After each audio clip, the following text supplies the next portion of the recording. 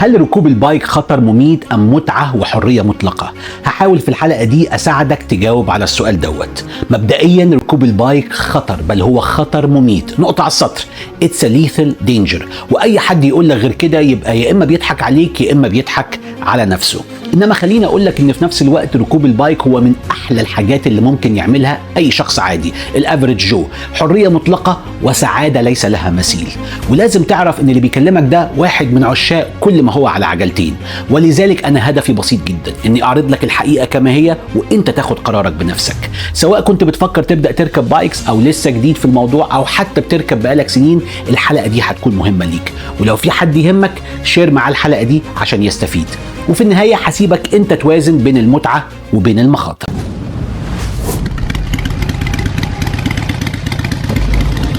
خليني ابتدي معاك الاول بالارقام علشان نبقى بنتكلم بوضوح. راكبي الدراجات النارية بيتعرضوا لمخاطر حقيقية، ودي مش مجرد اراء، دي ارقام. حسب تقارير الناشونال هاي واي ترافيك سيفتي ادمنستريشن في امريكا الولايات المتحدة، راكبي الموتوسيكلات او الدراجات النارية اكثر عرضة للوفاة في الحوادث بحوالي 28 مرة بالمقارنة بالسيارات لكل ميل يتم قطعه. يعني ببساطة لو العربية والموتوسيكل قطعوا نفس المسافة، احتمالية الوفاة لا قدر الله على الموتوسيكل أعلى بشكل أكبر بكتير. وطبعا كل شيء بإذن ربنا وكل شيء مكتوب، لن يصيبنا إلا ما كتبه الله لنا، لكن في نفس الوقت لازم ناخد بالأسباب. تقارير أخرى من الانترناشنال ترانسبورت فورم بتقول إن الخطر بيتراوح ما بين 20 ل 30 مرة أعلى من السيارات. يعني الأرقام العلمية كلها متفقة على شيء واحد: الدراجة النارية أكثر خطورة بوضوح. وطبعا أنا شخصيا أتوقع أن الأرقام دي ممكن تكون أعلى في بلادنا العربية بسبب طريقة القيادة وبسبب الطرق أحيانا. لكن في مغالطة شائعة ناس كتير بتقولها. تلاقي حد يقول لك بس يا عم عدد الوفيات من تعدية الشوارع أكتر، أو اللي بيموتوا من السمنة أكتر، أو اللي بيموتوا من أمراض القلب أكتر، أو اللي بيموتوا في حوادث السيارات أكتر. الكلام ده غير دقيق علميا، لأن المقارنة العلمية لا تتم بعدد الوفيات فقط. المقارنة الصحيحة بتكون لكل كيلو متر أو ميل يتم قطعه، أو لكل عدد من السائقين، لأن ببساطة عدد السيارات على الطريق أكتر بكتير من الموتوسيكلات. فلو قارنت بالأرقام المطلقة المقارنة تبقى غير علمية. القياس الصحيح دائما بيكون بالنسبة لحجم التعرض للخطر. طيب السؤال الطبيعي هنا: ليه الموتوسيكلات أو الدراجات النارية أو البايكات أخطر؟ الإجابة بسيطة جدا وكلكم أكيد عارفينها، لكن خليني أقولها للتأكيد. راكبي الدراجات النارية لا يملكوا أي حماية تقريبا. في السيارة عندك هيكل معدني، وعندك مناطق مخصصة لامتصاص الصدمات، وعندك حزام أمان، وعندك اير باجز. إنما على الموتوسيكل أنت مكشوف بالكامل، وفي لحظة الحادث لا قدر الله جسمك هو اللي بيستقبل الصدمة. ولهذا الإصابات بتكون غالبا في الرأس وفي الصدر وفي الأطراف. وبتحدث الإصابات دايما في نفس الوقت، يعني كلها بتتجمع في نفس الوقت، لأن جسمك هو اللي بيتحمل الصدمة بالكامل. طيب تعالى نتكلم عن أهم أنواع الإصابات. أهم الأنواع هي إصابات الرأس. وفي دراسة طبية منشورة في باب ميد اللي هو تابع للناشونال انستيتيوت اوف هيلث، حللت إصابات حوادث الدراجات النارية، ووجدت أن إصابات الرأس والدماغ هي السبب الرئيسي للوفاة في هذه الحوادث.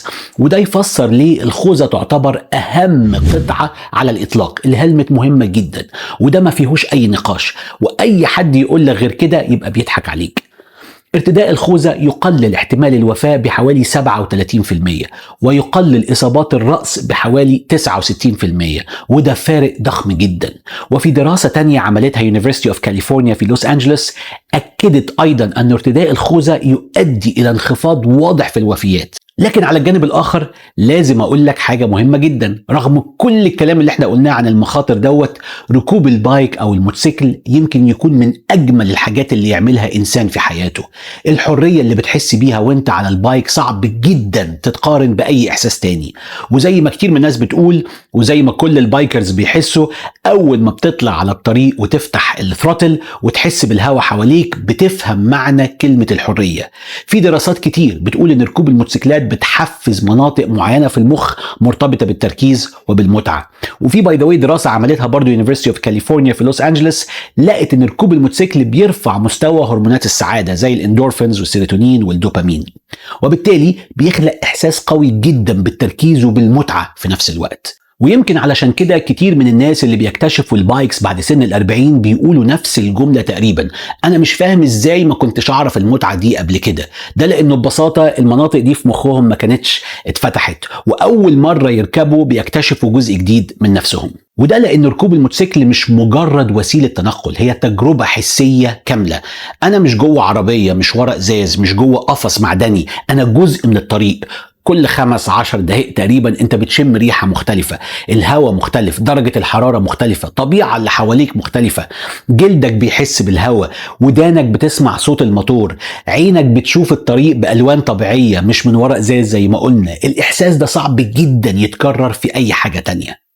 لكن خليني اقول لك حاجة يمكن غريبة شوية: جزء من متعة الموتوسيكل هو الخطر نفسه، جزء من متعة الدراجة هو الخطر نفسه. انا دايما بقول ان في شعورين متضادين بيعيشوا جوه كل بايكر. الشعور الاول ان انت متحكم في الكائن اللي تحتك ده، الموتور اللي سعته 1700 1800 سي سي، التنين ده الدراجون، القوة دي كلها تحت ايدك انت، وانت اللي بتتحكم فيها. لكن في نفس الوقت انت عارف انه الكائن ده او الماشين دي ممكن في لحظة تتقلب عليك.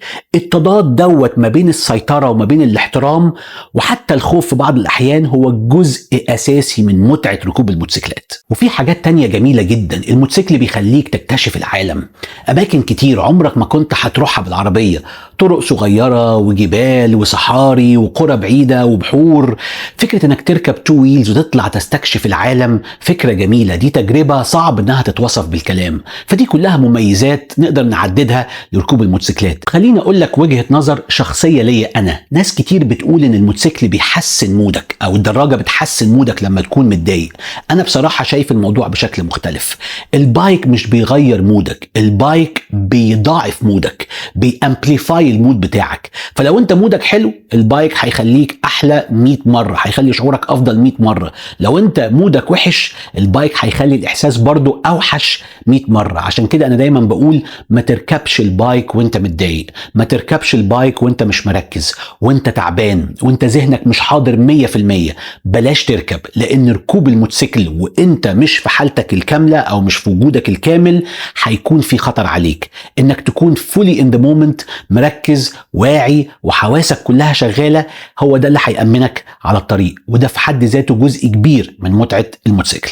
وفي حاجة أخيرة جميلة جدا في عالم البايكس، إن البايك بتاعك مش مجرد وسيلة، هو بيصبح جزء منك، يعني اكستنشن ليك على الطريق، وانت اللي بتعمل له كاستمايزيشن، بتغير فيه قطع وبتشيل وبتحط، وممكن تبني بايك من الصفر زي ما أنا بحاول أبني التشوبر بتاعي اللي أنا حاطه في بعض الحلقات، لحد ما في الآخر بيبقى انعكاس لشخصيتك أنت، بطريقتك، بذوقك، بأسلوبك.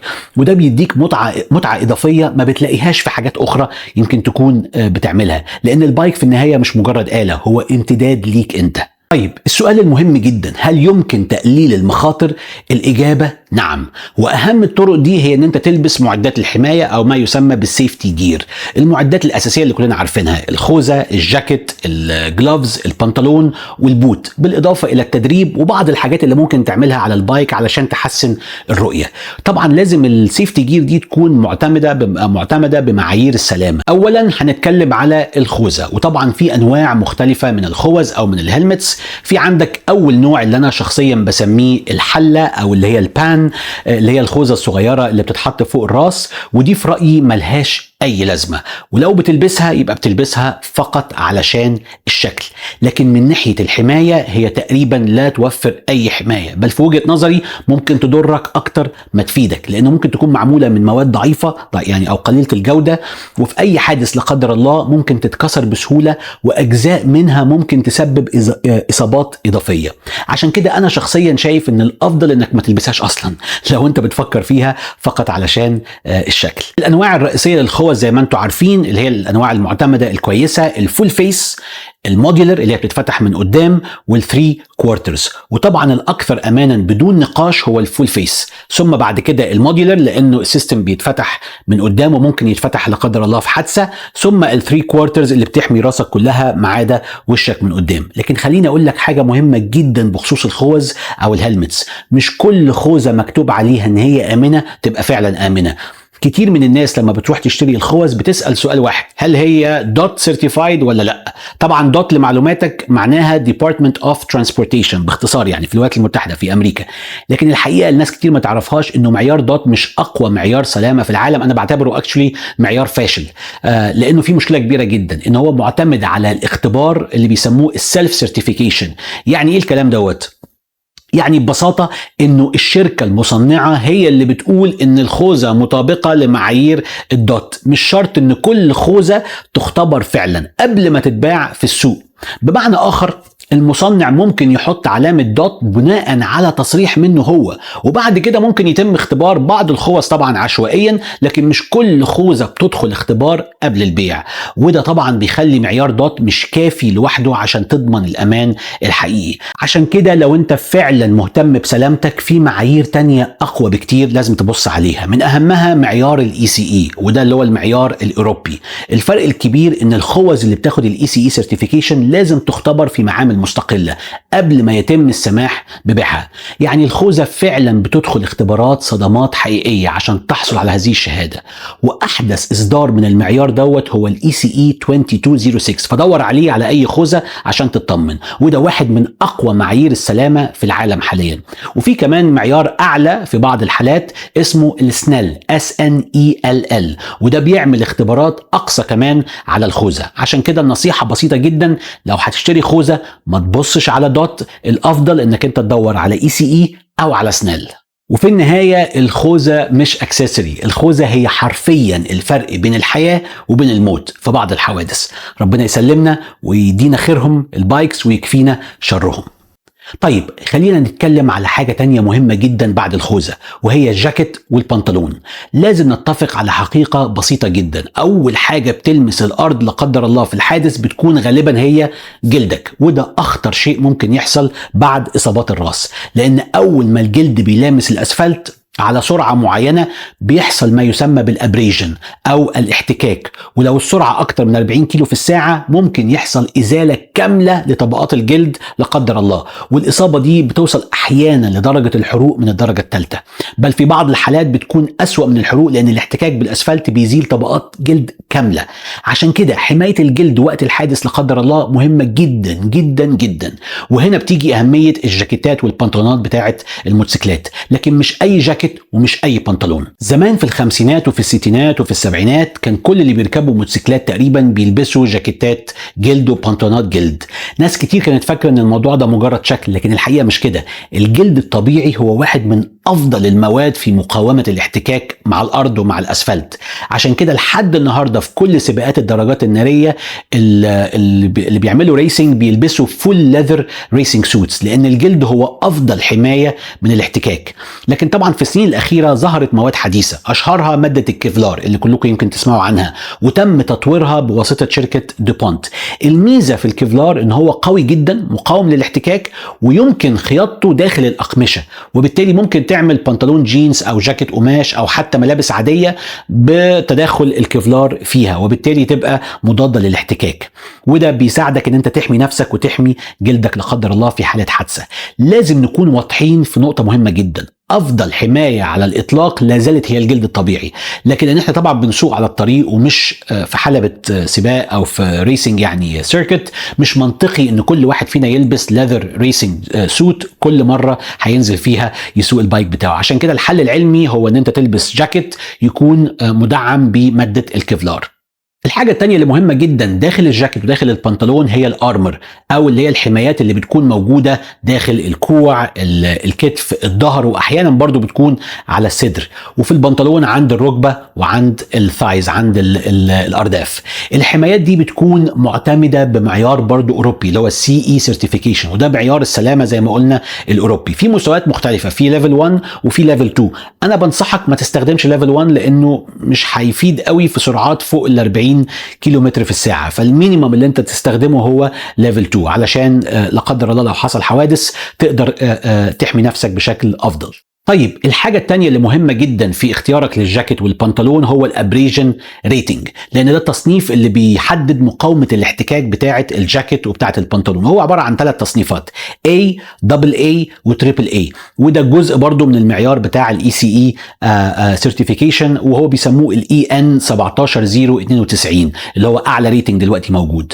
وحابب اقول لك انه ما تحاولش برضو تلبس الاي، لانه الاي تحت 40 كيلو في الساعة ممكن يحميك الى حد ما. فوق ال 40 كيلو في الساعه which is اكيد most of our riding هيبقى فوق ال 40 كيلو، مش هيبقى امن. فالمينيمم اللي انت تختاره هو دبل اي او تريبل اي. فلما تفتح الجاكيت هتلاقي اللي هي العلامه السوداء اللي بتبقى جوه دي مكتوب عليها يا دبل اي يا تريبل اي، هو ده اللي انت تختاره.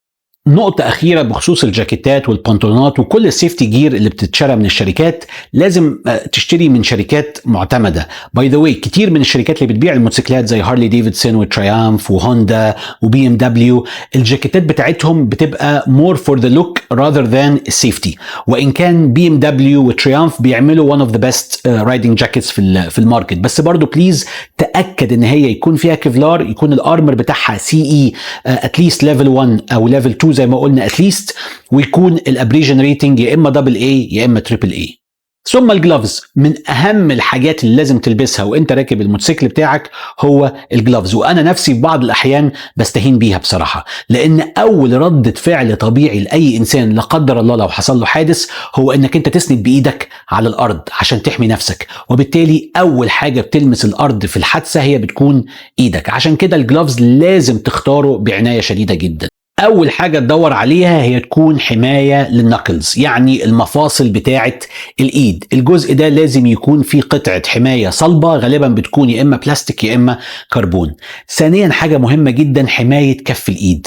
الجزء ده مهم جدا لانه اول نقطه بتلمس الارض هي كف ايدك، فلازم يكون في هذه القطعه، هذا الجزء يكون فيه قطعه بلاستيك عشان اول ما تلمس الارض تتزحلق، لانه لو ما اتزحلقتش وايدك ارتطمت بالارض هيحصل ان الريست بتاعك ممكن لا قدر الله يتكسر. فحته البلاستيك اللي هنا دي مهمه جدا علشان ايدك تتزحلق وما يحصلش كسر. حاجة تانية إضافية لو أنت حابب تأمن نفسك أكتر، إن يكون الصبع الصغير دوت مربوط بالصبع اللي جنبه بقطعة جلدية داخل الجلاف، وخصوصا اللي هم بتوع الريسنج بيلبسوا جلافز بيكون فيها هذه الفانكشن، لأن الدراسات بتقول إنه في كتير من الحوادث أول إصبع ممكن يتكسر هو الإصبع الصغير، فربطه بالإصبع اللي جنبه بقطعة جلد بيقلل احتمال الكسر بشكل كبير جدا. ودي حاجة بنشوفها كتير في جلافز زي ما قلت السباقات. وطبعا زي ما قلنا قبل كده لازم الجلافز يكون برضو بيتبع معيار السي اي سيرتيفيكيشن بتاع يوروب، ودايما زي ما قلت الافضل ان يكون المينيمم بتاعه ليفل 2 عشان تضمن ان هي تمتص الصدمات بشكل افضل. لان الجلافز مش مجرد حاجه عشان الدفع ولا علشان الشكل، الجلافز ممكن تكون حرفيا الفرق بين جرح بسيط وكسر كبير في ايدك. وطبعا اخر حاجه تحت هي البوت. البوت من الحاجات اللي ناس كتير ما بتديهاش اهتمام كفايه، لكنها في الحقيقه مهمه جدا. اول حاجه لازم تكون واضحه ان البوت لازم يكون في بروتكشن عند الكاحل، عند الانكل وعند الكعب من تحت. الكاحل هو المفصل اللي بيربط القدم بالساق، لانه الكاحل من اكتر المناطق اللي بتتعرض للاصابه في حوادث الموتوسيكلات. عشان كده البوت لازم يكون فيه حمايه للكاحل وحمايه للكعب وحمايه للاصابع من قدام اللي هي الفرونت توز. وكمان لازم يكون مصنوع من ماده تتحمل الاحتكاك زي الجلد زي ما قلنا الطبيعي او مواد صناعيه قويه، لان نفس الفكره اللي قلناها على الجاكيت وعلى البنطلون بتنطبق هنا. لو رجلك احتكت بالارض لازم يكون في ماده تتحمل الاحتكاك وتحمي رجلك.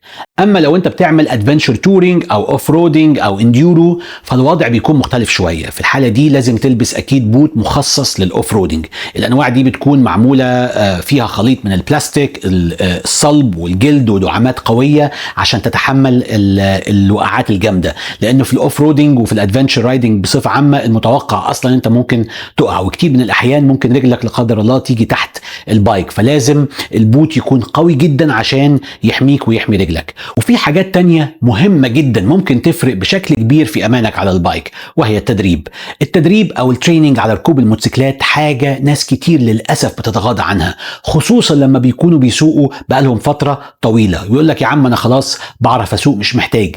لكن الحقيقة انه التدريب مهم جدا، خصوصا التدريب على السلو سبيد مانوفرنج. طب ليه؟ لانه في لحظة الخطر لا قدر الله انت انت ما بتفكرش، انت ما بتقعدش تحلل الموقف وتقول انا المفروض اعمل كده او كده او كده. اللي بيحصل ان عقلك بيشتغل بشكل لا واعي، جسمك بيتصرف اعتمادا على ما يسمى بالمسل ميموري، ذاكرة العضلات اللي عندك. يعني ببساطة الجسم هيعمل الحاجة اللي هو اتدرب عليها قبل كده. لو انت مش متدرب على الامرجنسي بريكنج، على المناورات السريعة اللي هو الويفنج بتوين العوائق، التارجت فيكسيشن ازاي تتجنبه، ازاي تشوف الاسكيب روت بسرعة جدا، يبقى في لحظة الخطر جسمك مش هيعرف يتصرف بالشكل الصحيح.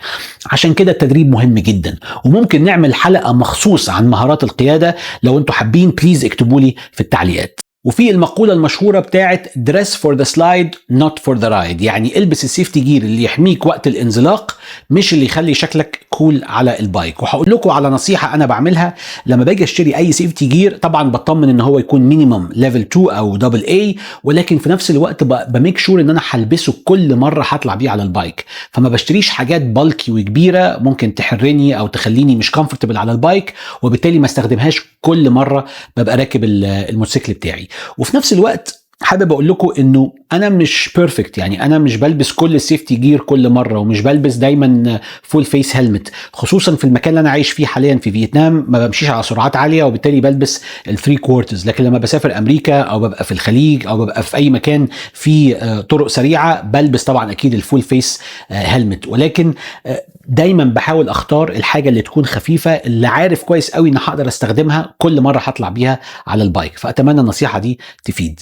من الحاجات المهمه جدا لازم ناخدها في اعتبارنا هي السرعه. وحابب اقول لك انه السرعه بتاعتك ممكن تاثر بشكل كبير قوي على فرصه نجاتك لا قدر الله من حادث، ما بين انك انت تمشي على 60 كيلو في الساعه او 70 كيلو في الساعه. ال10 كيلو دولت يفرقوا جدا في انك انت تاخد رياكشن تايم بتاعك، في انك انت تعمل ويفنج او تعمل مانوفرنج وتعمل اسكيب روت وتطلع من الخطر اللي قدامك. وعلشان كده بقول لكم السرعه مهمه قوي قوي قوي، انك انت تحافظ على سرعه تخليك انت تقدر تاخد الاكشن المناسب لما يظهر قدامك الخطر. حاجة تانية مهمة جدا في الأمان على الموتوسيكل هي الإضاءة. واحدة من أهم أسباب الحوادث على الموتوسيكلات إنه قائد السيارة أو العربيات يقول لك أنا ما شفتش البايك اللي كان جاي قدامي، مش لأنه مش مركز، لأنه حجم الموتوسيكل صغير، حجم البايك صغير. فلازم تتأكد دايما إنك أنت متشاف كويس جدا على الطريق خصوصا بالليل. فلازم تزود النور بتاعك على البايك، الإضاءة الأمامية والخلفية تكون شغالة كويس، والبايك يكون ظاهر بوضوح للناس اللي حواليك. لأنه في عالم الموتوسيكلات في قاعدة بسيطة جدا يقول لك be visible، be visible، خليك متشاف للناس. ده مهم جدا لأمانك على الطريق. وفي النهاية لو عايز تأمن نفسك على البايك بشكل أفضل، في 3 حاجات أساسية لازم تهتم بيهم زي ما قلنا: التدريب، معدات الأمان أو السيفتي جير، وإنك تكون واضح ومتشاف على الطريق. ال3 دول ممكن يفرقوا فرق كبير جدا بين رحلة خطيرة ورحلة ترجع منها لبيتك سالم آمن غانم. والخلاصة في النهاية ان ركوب الموتوسيكلات لازم نتفق ان هو خطر، بل هو خطر مميت، ودي حقيقة ما ينفعش نهرب منها. لكن في نفس الوقت ليها فوائد كتيرة جدا وليها متعة كبيرة جدا، واللي خصوصا بيحب هذا العالم. المهم هو انك انت توازن بين الاتنين. لازم تسأل نفسك سؤال صريح: هل دي حاجة انا فعلا بحبها؟ هل دي حاجة بتخليني استمتع بالحياة اكتر؟ لو الاجابة نعم، يبقى لازم كمان تبقى واعي بالحقيقة التانية. في كل مرة بتطلع فيها على الطريق في نسبة خطر، لكن في نفس الوقت في حاجات كتير ممكن تغير النسبة ديت: سرعتك، تهورك، طريقة سواقتك، معدات الأمان أو السيفتي جير. كل قرار من دول ممكن يفرق فرق كبير جدا، لأنه في النهاية أنت مش بتسوق لوحدك في الدنيا، أنت عندك أب وعندك أم، وممكن يكون عندك زوجة وعندك أولاد وعندك ناس مستنينك أنت ترجع لهم. لازم وانت راكب البايك تبقى فاكر دايما أنه في ناس عايزة تشوفك لما ترجع البيت. ولو اتعاملت مع كل ده بعقل وبحذر وباحترام للطريق هتقلل المخاطر بشكل كبير. لكن خليني أكون صريح معاك، حتى لو عملت كل ده ما زال هناك خطر، وده جزء من الحقيقة وجزء من الواقع لازم نتعامل معاه. عشان كده لازم دايما توازن بين الفوائد وبين المخاطر. لازم كمان تبقى فاهم كويس جدا ان ركوب الموتوسيكل مش لكل الناس، مش كل الناس عندها نفس ردود الفعل، مش نفس الناس عندها نفس القدرة على التركيز او نفس الوعي على الطريق. وفي ناس ممكن تحب البايكس لكن تكون أأمن وهي بتستمتع بيها من بعيد، إن هي تتفرج عليها، وده شيء ما يعيبش أي حد لأنه يعتمد على قدراتك وعلى your own skills. لكن لو كنت من الناس اللي اختارت تركب، يبقى أهم حاجة إنك أنت تركب بعقل وتركب باحترام للطريق، وتفضل فاكر دايما إنه أهم رحلة في يومك هي الرحلة اللي بترجع فيها لبيتك سالم غانم آمن. وأتمنى تكون الحلقة عجبتكم، واكتبوا لي في التعليقات هل أنتوا شايفين إن ركوب الموتوسيكلات متعة أم خطر أم ميكس بين الاتنين. واشوفكم في الحلقة الجاية.